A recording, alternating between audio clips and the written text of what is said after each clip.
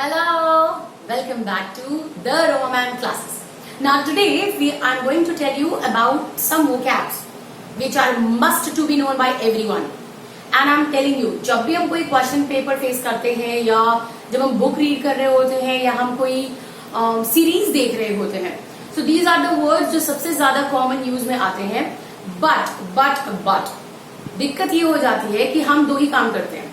हम पहले इनको समझ नहीं पाते, तो हम ये नहीं समझ पाते हैं कि जो एक्टर या एक्ट्रेस है या फिर जो स्टोरी में लिखा हुआ है बेसिकली वो क्या कहने की कोशिश कर रहे हैं. So today I am going to, now this is going to, as I told you, I am going to teach you grammar as well as these vocabs, idioms and phrases. That means I'm not going to leave any of the part which is going to improvise your personality into something new which you have always coded or desired for. तो अभी मैं क्या करने वाली हूं, मैंने आपको इसके पहले बताया था, इसके पहले कि मैं ये सेशन स्टार्ट करूं. Words I am giving you, the words that I am giving you, trust me, ये कुछ ऐसे वर्ड्स हैं जो आपके लिए रीडिंग, किसी भी चीज को एंजॉय करना, किसी भी इंग्लिश म्यूजिक को समझ पाना, not music the lyrics basically, समझ पाना, ये आपके लिए बेहतर कर देंगे. एंड ट्रस्ट मी, ये कुछ ऐसे वर्ड्स हैं जो हम डे टू डे लाइफ में यूज करते हैं, लेकिन इनका बहुत ही घिसा पिटा सा वर्जन यूज करते हैं. ये बिल्कुल वैसे ही है जैसे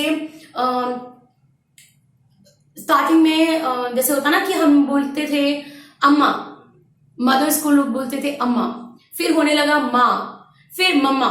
इससे माँ के लिए प्यार कम नहीं हुआ, लेकिन होने क्या लगा कि हम उसको रिप्लेस करते चले गए. Not the love for the mother but the word for the mother. So इससे क्या होने लगा, the things got change and we know so many words on that. So these are the vocab which you are going to start, and see that you just don't have it on your screen, you have it over here. And you know what the best part is, कि जैसे मैंने मान लीजिए within a week I give you 10 of the vocabs, right? Now out of 10, अगर week में मैं आपको अभी 10 मैंने दे दिया आपको, नेक्स्ट में आपको 10 दे रही हूँ, but in the case out of this 20, week के एंड में आपके पास, आपके खोपड़ी में सिर्फ और सिर्फ 5 रह गए, only 5. Trust me, you are rich enough. Because in a week, if you have 5 words, vocab like good वाला vocab, तो एक महीने में आपके पास होने वाले हैं 20. Congratulations, buddy. You have done it. And that's more than enough. Right? Now, जैसे होता है ना, जब हम शॉपिंग पे जाते हैं तो दिखाया हमें सब जाता है. एज अ टीचर मैं चाहूंगी भी सर कि तुम सब भर लो, मतलब सब भर लो, लेकिन देन द पॉइंट इज कि हमें पसंद तो कुछ ही आते हैं. तो बैक ऑफ द माइंड में सबको रखिए मीनिंग के साथ, और जो आपको सबसे ज्यादा पसंद आते हैं उन्हें यूज करते रहिए. And that is the way where you are going to improve your vocab. Let's start with the session. यहां पे मैंने लिख दिया है मस्ट वाले वोकैब्स टू नो. वाले मेरा वाला कैच फ्रेज है, बिना वाले की मेरी बातें नहीं कंप्लीट होती. So that's what I have written. और इसको लिखने का वजह एक और है, इसलिए मैंने इसको कॉमास में और अंडरलाइन करके रखा हुआ है. If you really want to be good at your English, see that you have a little bit tinge of Hindi into it, which is going to be your style statement, which is going to make your English a little more stylish. ठीक, अभी हम लोग शुरू करते हैं. The first word, meaning से ज्यादा ये भी जानना जरूरी है कि इसका प्रोनाउंसिएट कैसे करते हैं. जैसे जब मैं पहला वाला पढ़ रही हूं तो मैं पढ़ने में आ रहा है मेरी जॉस्टल, क्योंकि जो जो लिखा हम सब पढ़ेंगे ना, लेकिन नो, इसका प्रोनाउंसिएशन ऐसे होने वाला है.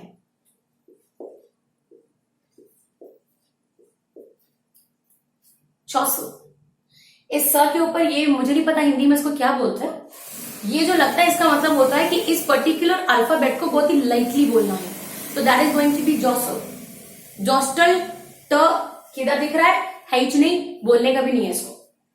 जॉसल मतलब होता है किसी भी चीज, जैसे धक्का मारना बहुत ही रफ तरीके से. एक होता है जब होता है धक्का मुक्की होती है, राइट, तो उसको कहते हैं पुशिंग, एल्बोइंग एंड पुशिंग एंड एल्बोइंग. लेकिन अगर ये धक्का मुक्की नहीं हो रही, क्योंकि धक्का मुक्की में क्या होता है बेसिकली, कई बार होता है कि लग गया बाय मिस्टेक. जॉसल का मतलब होता है मैं इंटेंशनली इस चीज को करके, because I need to reach out somewhere, मेरे को किधर जाने का है, पहुंचने का है, तो इंटेंशनली हम वो काम करते हैं. जिसके बाद कुछ जेंटलमैन और जेंटल लेडीज होते हैं जो सॉरी बोल देते हैं, और कुछ वो होते हैं जो what to waste time on these people. So jostle basically means to push roughly. अब इसमें एक चीज ध्यान रखेंगे, ये जो पुश रफली है ये वो नहीं है जो हम लोग कभी कहते हैं ना कि यार पढ़ने का मन नहीं हो रहा है, but I am pushing my self. Pushing my self का मतलब कह रही हूं खुद से कर लो, जरूरी है, मन नहीं है तो भी कर लो। ये फिजिकल है, मतलब पुश मतलब पुश। जैसे अभी राइट नाउ अगर पॉड पे फोन है और मैं अभी आकर के पुश आउट कर दो, that is gonna be a rough वाला push, so that is jostle. It's basically used with the human being, जहां पे अभी right now having nobody, it's like वो, अभी ये तो पंच में था, but that is called jostle. इसका एग्जाम्पल बेहतर आप ले सकते हो, ट्रेन पकड़ने जाओ, भाई साहब रिजर्वेशन सेट है, आपको मालूम है कि उस वाले में मेरे को जाके बैठ जाने का है, मेरा टिकट उधर का सेट है, बट उसके बावजूद इसका मतलब ये नहीं कि आपका टिकट सेट है तो आपको जॉसल नहीं झेलना है, झेलना है आपको। आप प्लेटफॉर्म पे हैं तो आपको झेलना पड़ेगा। So these are the places where you can use it, try to use it, but in the case if you are unable to, आपसे नहीं हो पा रहा, then you can put again come there into the comment box and you can ask me the questions कि ma'am इसको कैसे use करें, daily life में कैसे यूज कर सकते हैं। या फिर कई बार ऐसा होता है ना, अगर आपने कुछ ऑनलाइन मंगाया और आपकी बहन आपसे पहले दौड़ गई तो आप क्या करते हैं कि जॉसल दो, अबे हट हट हट, मेरा सामान आया। या फिर कॉल आती है जब, अगर कोई और दौड़ रहा है तो बस नहीं, ठीक है, इतना बहुत है ना। अब हम आते हैं ये, it's called as daunting. Daunting जैसे लिखा हो डाउटिंग, डाउटिंग डाउटिंग नहीं है, ठीक है, it is don, it is daunting. अब ये जो ग है ना, इसको ऐसे नहीं बोलना है डॉन्टिंग, इतना नहीं करना है, डॉन्टिंग। ये टिंग टोंग वैसा होता, टिंग टोंग, स बहुत आराम से, स ग बहुत आराम से, ग ऐसा वाला। अब आते हैं what is the meaning of daunting. Daunting का मतलब होता है फ्राइटनिंग।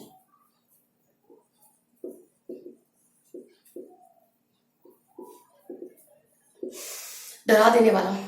जैसे appearing in the IAS exam for the first time was quite daunting for me, frightening। अभी तक आप लोग ये वर्ड यूज कर रहे थे, उसी का अच्छा वर्जन यानी सिनोनिम में ये होने वाला है। अभी तक आप पुश यूज कर रहे थे, उसका अच्छा वर्जन है जॉसल। नेक्स्ट इज इंट्रिगिंग, इसको बोलते हैं इंट्रिगिंग। इंट्रिगुइंग, इंट्रिगुइंग इससे बेहतर है भैया रह दो, लेकिन अगर बोल रहे हो इट इज इंट्रिगिंग। और अच्छी बात है गुइंग गुइंग करने में तो और ऊ निकल जा रहा है, तो बेहतर है इंट्रिगिंग, राइट। अभी इंट्रिगिंग का मतलब क्या होता है? It is fascinating and curious. जैसे Roma ma'am is an intriguing personality, fascinating and people get curious to know about me. अभी क्या करूं, जब परफेक्ट एग्जाम्पल रहता है तो मैं बहुत दूर जाती नहीं, not possible. So intriguing basically आप इसको कहीं भी यूज कर सकते हैं। अच्छा, आप में से अगर किसी को लग रहा हो मैम ये फैसिनेटिंग क्या है, फैसिनेटिंग मतलब जिसको अपन लोग बोलते हैं ना, वाओ क्या बात है, फैसिनेटिंग। जैसे अभी ये जो गर्मी पड़ रही है ना, बहुत बेहतरीन वाली, इसमें मैं आपको उठा करके हिल स्टेशन में रख दूं, उठाए पट से पट, तो जैसे आप वहां ठंडी हवा से चली, ma'am it is fascinating, it's fascinating, it's wow and curious also. अब आपको जानना है कि आखिर ये कितनी दूर तक बर्फ है, तो आप क्या करिए, खाई से कूद जाइए। जो लोग देख रहे हैं और वीडियो बना रहे हैं वो बोलेंगे इंट्रिगिंग, कितना फैसिनेटिंग था। फिर बाद में उनको पता चलेगा पैराशूट तो था ही नहीं और जब ये पता चलेगा तो क्या हो जाएगा, डॉन्टिंग। दोनों समझे आप बात को।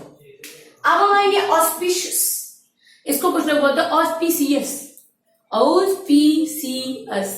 चार लोग एक साथ हैं, ऐसे नहीं बोलते, इसको बोलते हैं, इसको ऐसे बोलते हैं, देखो ऑस पी, ये स्पेलिंग नहीं है भैया, फिर पता चले तुम ढूंढने लगो ये तो होता नहीं है, पतंग कैसे खा रही है। ये बोलने का अंदाज है, ये प्रोनाउंसिएशन वाला है। ऑस्पिशियस, पीसीएस निकल गया, लेकिन इसका सही होता है ऑस्पिशियस। और ऑस्पिशियस का मतलब होता है क्या बोलते हैं इसको हिंदी में, शुभ, मंगलमय, यात्रा के साथ जुड़ा हुआ है ना, ऐसा है।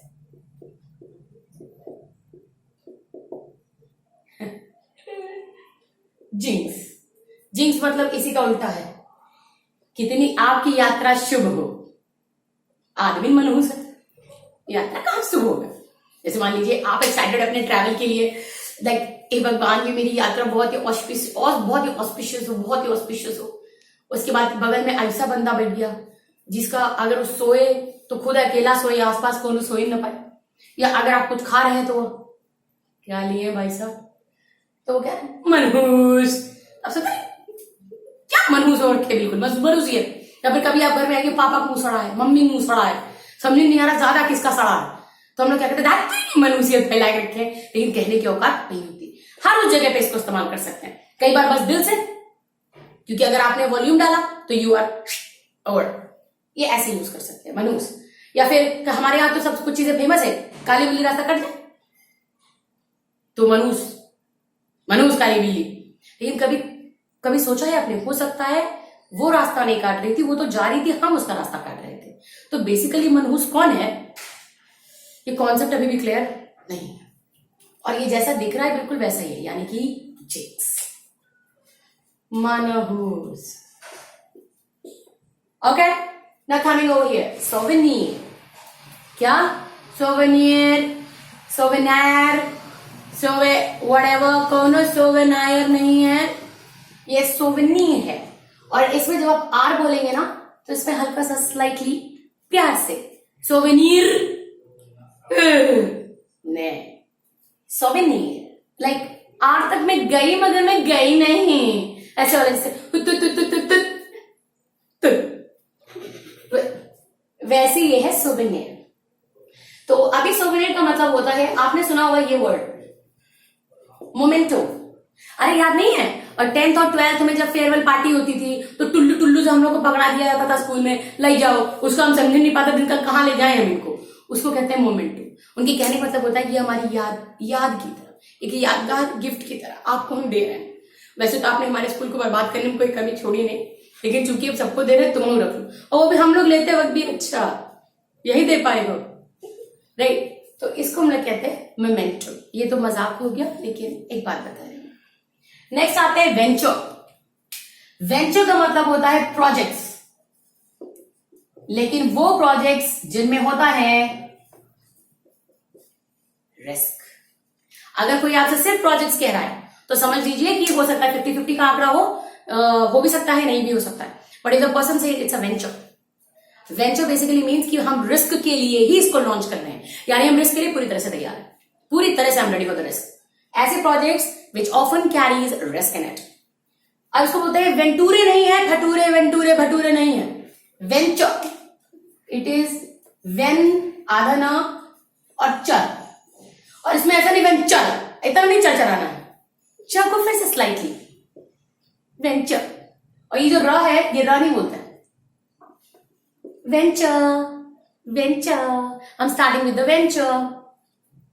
नाउ इट इज कोवेटेड, इसका मतलब होता है मोस्ट अवेटेड स्टफ, यानी अक्सर लोग बोलते हैं ना इस पल का सदियों से इंतजार किया, चाहे उम्र 5 साल हो, सदियों से इस पल का इंतजार किया, तो इसको बोलते हैं it is a coveted moment, I waited for it. जैसे मान लो आप फर्स्ट आए हैं क्लास में, बोर्ड्स में, और आपके पापा आपको हाजमोला दे, बेटा ले, तो खानदान का नाम ऊंचा कर दिए, हाजमोला दिए ना, तो कुछ सोच के दिए होंगे, वो ये कि ताकि तुमको तुम्हारी सफलता पच जाए, इसलिए। तो आपको क्या लगता है उस हाजमोले को देख के, इसी पल के इंतजार में तो हम बोर्ड निकाले, coveted moment, it is like that. या फिर जब किसी लड़की की शादी होती है तो उसका कोवेटेड मोमेंट बताओ क्या होता है, जयमाला, मेकअप, शॉपिंग, क्योंकि इकलौती चीजें जो अच्छी होने वाली, उसके बाद तो अच्छे जैसा कुछ है नहीं। इट्स कोवेटेड, और इसको कोवेटेड ही बोलते हैं, कोवेटेड। और ड को फिर से साइलेंट लिखेंगे, साइलेंट मतलब प्यार से लेके जाएंगे। अब आता है रेंच्ड। रेस्ट का सिंपल मतलब होता है, आप जहां पे भी ये वर्ड यूज करना चाहते हैं, ये रेस्ट है, रेस्ट यानी टी नहीं बोलना है, ये लिखा होगा पर आप बोलेंगे नहीं। रेस्ट का जब भी आप किसी बोलते ना, why are you unhappy, simple बोलो why are you unrest, why are you rest, simple, right. Next is tag. Tag मतलब जोड़ देना।